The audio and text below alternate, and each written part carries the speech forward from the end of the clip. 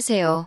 저는 2살 연상의 남편과 결혼한 지 4년차가 돼가는 30대 중반의 여자입니다.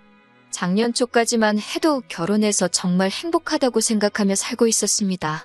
남편하고는 3년이나 긴 연애를 했고 결혼을 하게 되었어요. 결혼 기간 4년 동안 한 번도 안 싸운 부분은 없을 거라고 생각되네요. 자잘한 다툼 당연히 있었고 의견 차이도 심했지만 서로 대화를 통해 다름을 인정하고 반발짝씩 양보해가며 최대한 큰 싸움으로 번지지 않게 만들어가며 잘 지냈고 이 사람만큼은 죽을 때까지 내 편이겠구나 믿음을 주는 그런 남편입니다.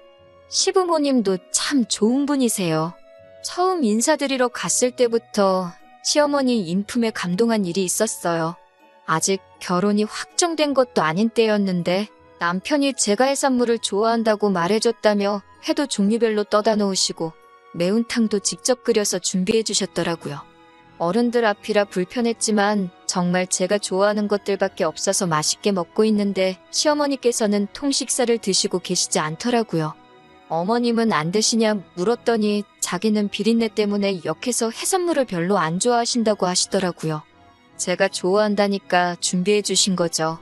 결혼 후에도 찾아뵈면 그때처럼 해산물로 진수성찬을 내주시지는 않지만 꼭 생선 한 마리라도 구워주십니다. 비린내 싫어하신다 하셨으면서도 손수사를 발라서 제 밥 위에 올려주시고요.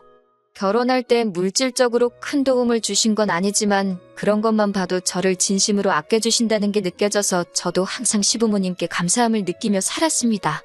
남편한테는 위로 누나가 한 명 있었는데 양가에서 반대하는 결혼하겠다고 집을 나가서는 연을 끊고 지냈다는 말만 들었습니다. 저희 결혼할 때나 결혼 후에도 소식 한 번 못 듣고 얼굴 한 번 못 본 채로 살았는데 작년 봄에 이혼당하고 시댁 근처로 이사왔다는 소식을 들었습니다. 신우는 시댁으로 들어오고 싶었는데 시어머니께서 못 받아주신다 하셔서 근처로 이사한 거라고 들었어요. 지난 여름 시어머니 생신날이 돼서야 신우를 처음 보게 되었습니다. 마침 어머님 생신이 금요일이어서 당일 저녁에 외식하고 다음 날인 토요일 점심에 출발해 일요일에 돌아오는 1박 2일 가족여행 일정을 짜서 시댁으로 향했습니다. 그날 신우도 자기 엄마 생일이라고 온 건지 마침 시댁에 와 있었어요. 그때가 신우를 처음 만난 날이네요. 전화통화는 물론 대화 한번 해본 적 없고 일면식까지도 없었던 어찌 보면 저에게는 여태껏 존재하지 않았다가 갑자기 생긴 신우라서 다소 낯설고 어색했지만 그동안 막연히 남편이나 시부모님의 성품으로 봤을 때 신우도 당연히 좋은 사람일 거라 생각하고 있었기 때문에 첫 만남이라 어색했지만 친해지고 싶은 마음으로 제가 먼저 나서서 인사를 했습니다. 그런데 신우는 제 인사는 받지 않고 저를 머리부터 발끝까지 쓱 훑어보더니 피식하고 웃으며 저를 본체만 채 지나가더라고요. 엄청난 환대를 기대한 건 아니지만 뭐 하찮은 것 봤다는 듯한 반응으로 피식대고 거기에 인사까지 무시당하니 살짝 기분이 나쁘기는 했지만 그냥 저보다 더 낯가림이 심한 사람인가 보다 생각하고 그냥 넘겼어요. 신우는 불편했는지 가본다고 자기 가족들한테만 인사하고 저는 사람 코앞에 두고 마치 없는 사람인 척 쓱 무시하고 가더라고요.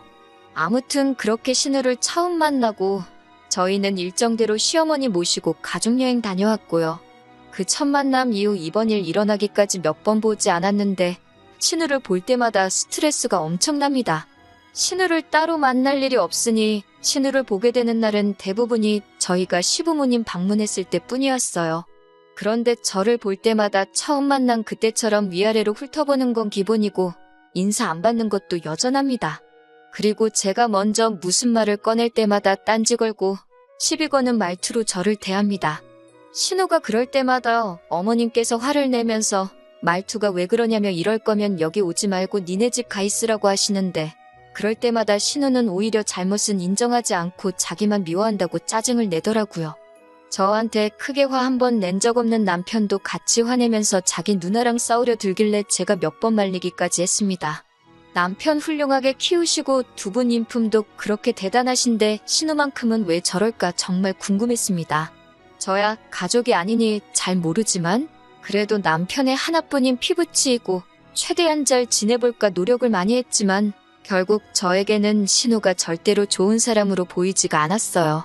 말한 대로 신우를 몇 번 보지는 않았지만 볼 때마다 좋게 보이는 행동을 하나도 하지 않았거든요.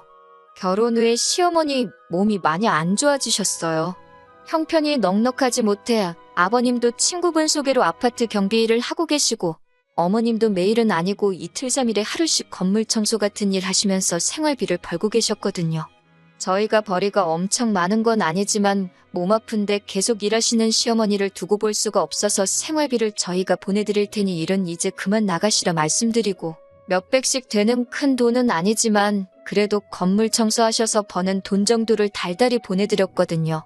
그런데도 어머님은 저희 모르게 계속 건물 청소 일을 다니고 계셨던 거예요. 왜 그렇게 일을 하시나 했는데 어느 날 시부모님 댁에 방문한 날에 그 이유를 알게 되었습니다. 신우가 이혼 후에도 직장도 안 다니고 있는 걸로 알고 있는데 자기 사는 집 월세며 생활비를 어떻게 충당하나 위자료를 잘 받았나 뭐 그런 생각을 하고 있었거든요. 그런데 그게 아니라 시댁에 들락날락하면서 냉장고며 생필품 같은 거를 가져가고 있던 거였습니다. 저희가 시부모님 댁에 들어갔을 때 마침 딱 시부모님 집에 있는 살림살이 바리바리 싸들고 나오는 신우와 마주쳤거든요. 여자 혼자 양손으로 들기 힘들 만큼의 물건들을 가져가더라고요. 한쪽 쇼핑백에는 휴지며 세제의 목욕용품부터 반대쪽에는 냉장고에 있는 야채에 얼려놓은 고기들까지 챙겼더라고요. 그게 어머님 걸 챙겨온 건지 어떻게 알았냐면 음식들이야 직접 장봤다고 하기엔 포장 상태만 봐도 알 수 있고 생필품 같은 것들은 제가 평소에도 1+1 행사하는 것들을 사서 어머님 댁에 나눠드리고 하고 있거든요. 제가 샀던 것들이고 제가 쓰던 것들이니 안 봐도 딱 알 수가 있었습니다. 딱 봐도 한두 번 가져간 게 아닌 게 보이니 그간 어머님께서 신우한테 죄다 빼앗기고 정작 본인이 필요한 건 다시 사셔야 하는데 그러기에는 저희한테 말도 못하셨던 거고 본인이 고생해 가시며 푼돈 벌어 장만하시고 있던 거였고요. 그렇게 다시 직접 장만을 하셔도 신우가 다시 와서 가져가는 것도 안 봐도 뻔했습니다.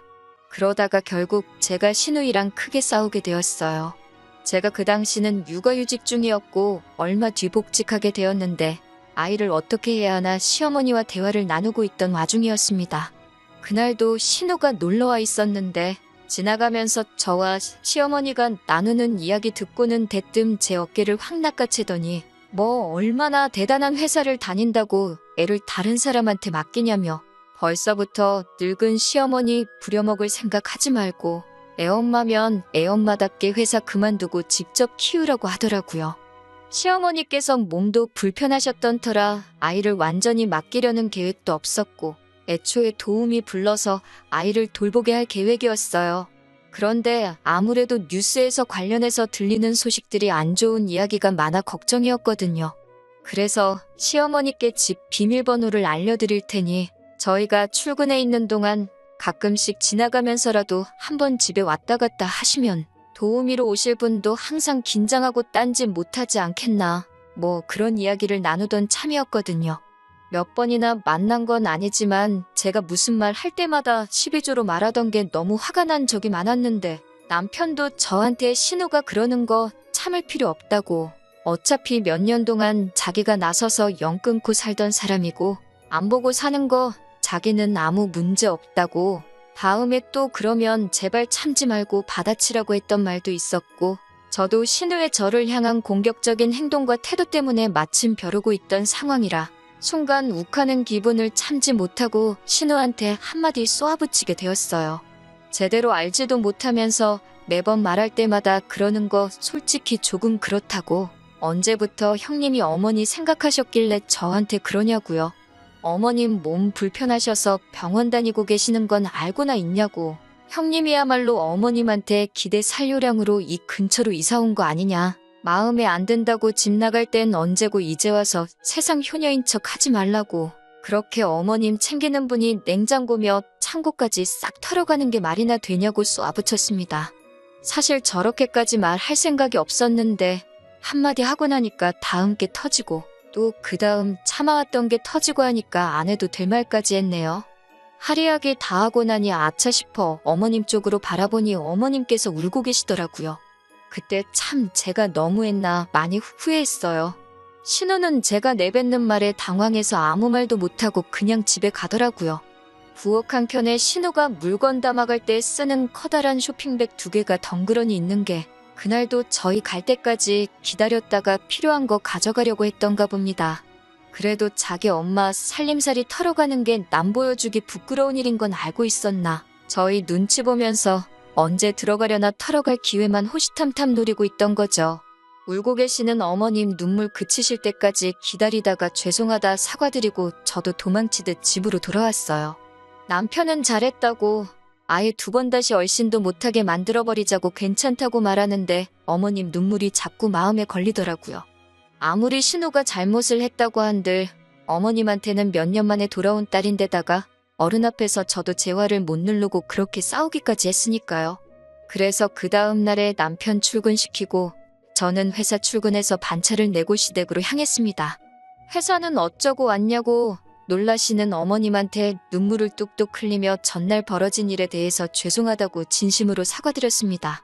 저는 정말 어머님을 존경하고 하는데 신우가 어머님을 진심으로 걱정하는 척 떠는 위선이 마음에 안 들어서 그랬다. 그래도 제가 상황도 고려해가며 말도 가려서 했어야 하는데 죄송하다고 신우에게도 정식으로 사과하고 다음부터 이런 일 없게 하겠다 했어요.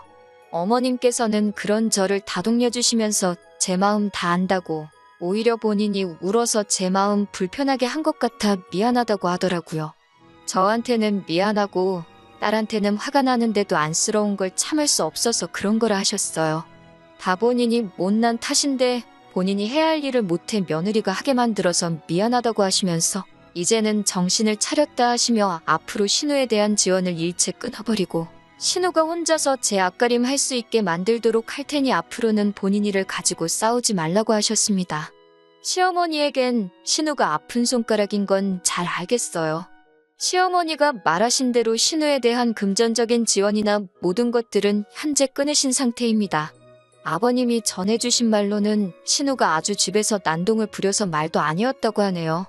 그렇게 효녀인 척 하던 신우는 어머님한테서 더 이상 뜯어갈 게 없으니 어느 순간부터 시부모님 댁에 발길을 끊었다고 하네요. 어머님이 더 이상 신우 때문에 힘들 일은 없어져서 좋은데 한편으로는 제가 다시 어머님으로부터 신우를 멀어지게 한 것 같아서 마음이 편하지만은 않네요. 제가 어머님께 친딸이 될 수는 없겠지만 그래도 신우가 못해준 것만큼 제가 최선을 다해 어머님께 잘하려는 생각입니다. 나중에 신우가 정신 차리고 사랑구실을 하게 되었을 때 신우에게는 그때 가서 그날 일에 대해 사과할 생각입니다. 그래도 신우처럼 말뿐인 효녀는 되고 싶지가 않네요. 그럼 제 사연은 여기서 마치도록 하겠습니다. 감사합니다.